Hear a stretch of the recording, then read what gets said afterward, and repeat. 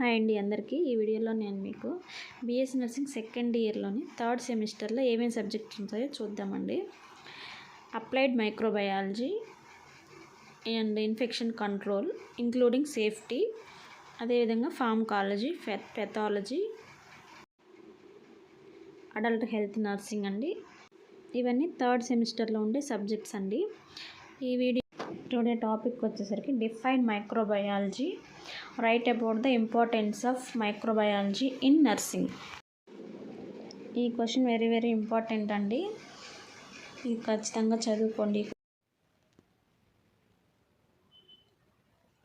Microbiology అంటే ఈ question మీకు ఎలాగ ఇస్తాడంటే డెఫినేషన్ ఆఫ్ మైక్రోబయాలజీ అండ్ అదేవిధంగా కాన్సెప్ట్ ఆఫ్ మైక్రోబయాలజీ లేదా ప్రిన్సిపల్స్ ఆఫ్ మైక్రోబయాలజీ లేదా what is the importance of microbiology in nursing అని ఇలాగ అడుగుతారండి.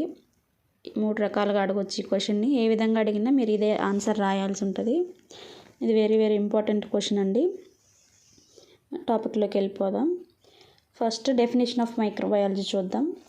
Microbiology is the branch of science which deals with the micro organisms. ఈ definition చాలా ఈజీగా ఉంటుందండి. ఇంకొక డెఫినేషన్ కూడా ఇచ్చాను, మీకు రెండిట్లో ఏది ఈజీగా ఉంటే అది చదువుకోండి. The branch of biology dealing with the structure, function, uses and nodes of existence of microscopic organisms. Microbiology అంటే ఏంటంటే, మైక్రోబయాలజీ అనేది సైన్స్లో ఒక బ్రాంచ్ అన్నమాట. ఏవైతే మన కంటికి కనిపించని లివింగ్ ఆర్గానిజమ్స్ని మనం మైక్రోస్కోప్ ద్వారా చూస్తామో వాటిని మైక్రో ఆర్గానిజమ్స్ అంటామండి. మన కంటికి కనిపించని లివింగ్ ఆర్గానిజమ్స్ని స్టడీ చేసేదాన్ని మైక్రోబయాలజీ అంటారండి. ఈ మైక్రోబ్స్ అనేవి మన కంటికి కనిపించవు, ఓన్లీ మనం మైక్రోస్కోప్ ద్వారా మాత్రమే వీటిని చూడగలుగుతాం. ఎందుకంటే అవి చాలా చిన్నగా ఉంటాయి. ఎలా ఉంటాయంటే మైక్రో ఆర్గానిజమ్స్ యొక్క సైజ్ ఎలా ఉంటుంది అంటేనండి 1 మిల్లీమీటర్ కంటే తక్కువ ఉంటుంది. మైక్రో ఆర్గానిజమ్స్కి ఎగ్జాంపుల్స్ ఏంటంటే బ్యాక్టీరియా, ఫంగై, ప్రోటోజోవా, ఆల్గై, వైరసెస్, ఇవన్నీ మైక్రో ఆర్గానిజమ్స్ అండి.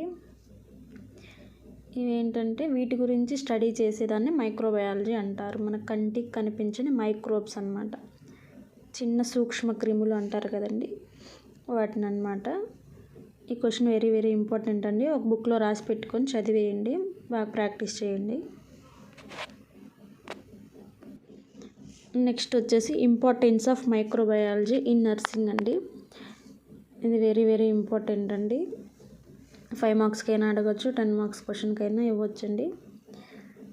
Importance of microbiology in nursing అంటే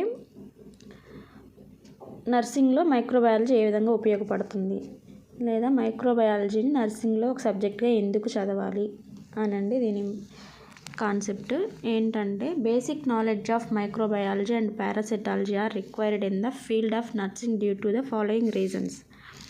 first one, must have an idea of how infections spread. Microbiology వల్ల ఉపయోగం ఏంటంటే ఇన్ఫెక్షన్స్ ఎలా స్ప్రెడ్ అవుతున్నాయని మనం తెలుసుకోవచ్చండి.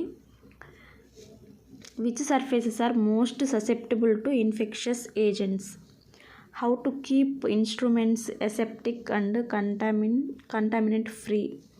ఇన్స్ట్రుమెంట్స్ అనేది ఎసెప్టిక్ అవ్వకుండా, ఎసెప్టిక్ అంటే మీనింగ్ ఏంటంటేనండి కంటామినెంట్ ఫ్రీ అంటే ఇన్ఫెక్షన్స్ ఏం లేకుండా ఇన్స్ట్రుమెంట్స్ని ఉంచుకోవడం అండి. అంటే ల్యాబ్లో అవనివ్వచ్చు, ఆపరేషన్ థియేటర్లో ఇన్స్ట్రుమెంట్స్ వాడతాం కదండి, అవన్నీ క్లీన్గా ఎలా ఉంచుకోవాలో నేర్చుకుంటామండి మైక్రోబయాలజీ చదవటం వల్ల. How to carefully take care of an open wound without infecting it. Open wound ఎలా కేర్ చేయాలి, ఎలా ట్రీట్మెంట్ ఇవ్వాలి, అవన్నీ తెలుస్తాయండి. నెక్స్ట్ వచ్చేసి recognize the type of infection as soon as it occurs. Microbiology in understanding and identify the causes of infectious disease and the role of laboratories in diagnosis of these diseases. Microbiology helps in understanding the treatment strategies for specific disease. ఈ microbiology help చేస్తుందండి. ఎందుకంటే ఏ type of disease వచ్చింది, దీనికి కారణం ఏంటి అంటే ఇది viral ఇన్ఫెక్షనా, bacterial ఇన్ఫెక్షనా ఏంటి అనేది తెలుసుకోవచ్చండి. Microbiology helps in understanding the various modes of transmission of infections, source of infections, and procedures to control the spread of these infections. Next, microbiology helps in understanding the role of our body's immune system to defend against various infections. In nursing, general hygiene and cleanliness is based on the principles of microbiology. Hospital infection control practices like hand hygiene, aseptic techniques are based on microbiology. Hand washing techniques అండి, ఇవన్నీ మనం మైక్రోబయాలజీలో నేర్చుకుంటాం. ఏంటంటే hand washing techniques, microbes, సూక్ష్మక్రిములన్నీ clean అయ్యేటట్టుగా మనం hand wash చేసుకోవాలి.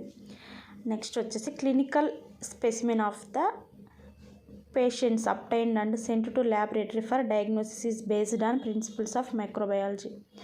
Disposal of hospital of microbiology. This waste helps in spread of various infections like AIDS and hepatitis B. In the infection control, nurses find a major role of microbiology in such control policies. Biomedical waste management అంటే hospital నుంచి వచ్చే వేస్ట్ని dispose చేయాలండి నీట్గా, లేదంటే infections వచ్చే ప్రమాదం ఉంది. AIDS లాంటివి, హెపటైటిస్ బి లాంటి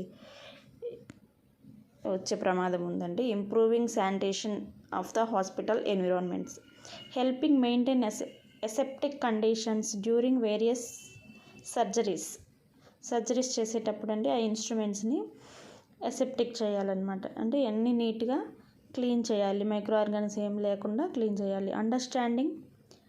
understanding the importance of proper sample collection and timely transport the laboratory.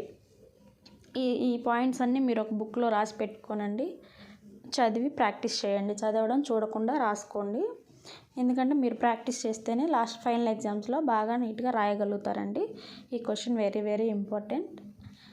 ఈ వీడియో నచ్చితే లైక్ చేయండి, షేర్ చేయండి.